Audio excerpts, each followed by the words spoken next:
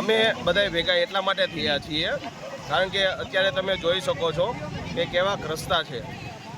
રસ્તા એટલા ખરાબ છે કે અમારે 8 વાગે ઘરેથી નીકળવાનું હોય એ છતાં અમારે છોકરાઓને મૂકવા માટે 9 વાગે નીકળવું પડે છે કે સ્કૂલે ટાઈમે પહોંચી શકે.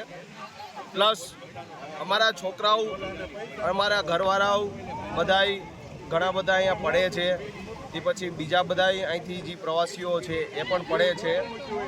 અને કહેવાનો મતલબ પ્રશાસનને એ છે કે જલ્દી ને જલ્દી આ રસ્તા રિપેરિંગ કરાવો.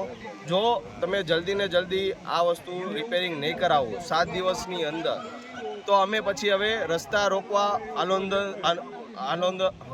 આંદોલન કરવાની ફરજ પડશે અમને.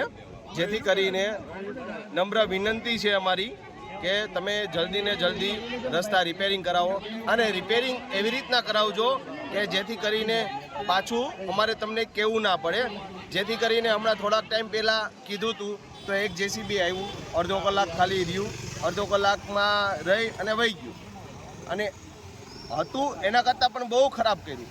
સામે તમે જોઈ શકો છો કીચડ એકદમ કરી નાખ્યું છે. જ્યાં બાઇક જાય તો સીધું સ્લીપ જ ખાય. એટલે જેથી કરીને પ્રશાસનને એવી નિવેદન છે કે તમે જલ્દી ને જલ્દી રસ્તા રિપેરિંગ કરાવો.